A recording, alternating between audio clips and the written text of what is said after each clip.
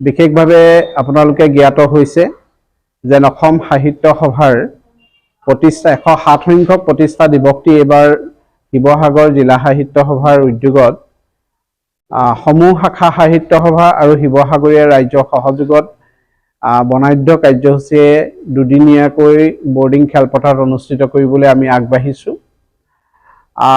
তাৰ বাবে আমি কিছু যিখিনি আমাৰ কৰ্ম আঁচনি আছে সেই কৰ্ম আঁচনিসমূহ সফল ৰূপায়ণ ক্ষেত্ৰত আমাৰ এটা বিশেষভাৱে কাৰ্যালয় লাগে, অস্থায়ীভাৱে কাৰ্যালয় লাগে। আৰু এই কাৰ্যালয়টোকে আমি আমাৰ সন্মানীয় শিৱসাগৰ চৰকাৰী উচ্চতৰ মাধ্যমিক বহুমুখী বিদ্যালয়ৰ সন্মানীয় অধ্যক্ষা মঞ্জু চেতিয়া বাইদেউক আমি আবেদন কৰাৰ লগে লগেই বাইদেউ যি আনুগত্য প্ৰকাশ কৰিলে, বদান্যতা আমাক দেখুৱালে, তাৰ বাবে আমি বাইদেউক ধন্যবাদ আৰু কৃতজ্ঞতা প্ৰকাশ কৰিছোঁ। আজি আমন্ত্ৰণ কৰি আনিছোঁ আমাৰ অতি শ্ৰদ্ধাৰ অসম সাহিত্য সভাৰ যি ১৭বৰ্ষীয় অধিৱেশন শিৱসাগৰত অনুষ্ঠিত হৈছিল, সেই অধিৱেশনৰ সন্মানীয় সভাপতি পদত অলংকৃত তথা শিৱসাগৰ জিলা সাহিত্য সভাৰ প্ৰাক্তন সভাপতি, এগৰাকী বিশিষ্ট সাহিত্যিক অনুবাদক, সকলোৱে পৰিচিত শিক্ষাবিদ সোণাৰাম বৰুৱা ছাৰক আমি নিমন্ত্ৰণ কৰি আনিছোঁ। ৰীণা বৰুৱা বাইদেউক মই এখন চেলেঙে হেম বৰুৱা ছাৰক অনুৰোধ।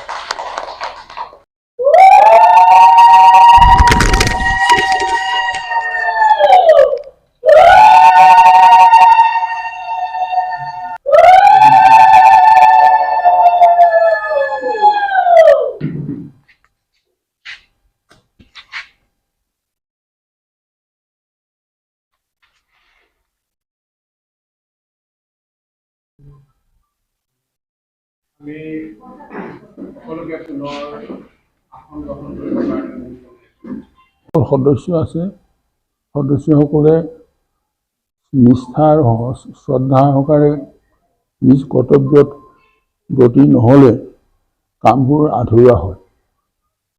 সকলো মানুহেই নিজ নিজ দায়িত্বখিনি নিষ্ঠাৰে পালন কৰাৰ এটা চিন্তা মনত ল'ব লাগিব, তেতিয়াহে অনুষ্ঠানটো ছাকচেছফুল বা আমি সাফল্য কাম হয়।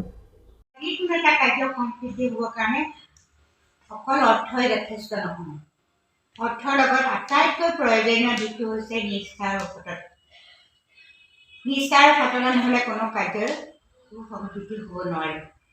আমাৰ বিশ্বাস, ইমান দিন লগ পাইছোঁ বা ইমান দিন যি দেখিছোঁ, আমাৰ সতীৰ্থসকল, আমাৰ অতি শ্ৰদ্ধাৰ মৰমৰ স্নেহৰ যি সতীৰ্থসকল, আমাৰ সাহিত্য সভাৰ যিসকল ব্যক্তি, মহিলাই হওক বা পুৰুষেই হওক, তেখেতসকলৰ নিষ্ঠা আৰু সততা প্ৰতিটো ক্ষেত্ৰতে কেইবাটাও ডাঙৰ ডাঙৰ অনুষ্ঠানে আমাৰ হৈ গৈছে জিলা সাহিত্য সভাৰ দিশাংকটো হৈছে আৰু সিদিনাকো আমাৰ সাহিত্য সভাৰ মধ্যকালীন অধিৱেশনো হৈ গৈছে।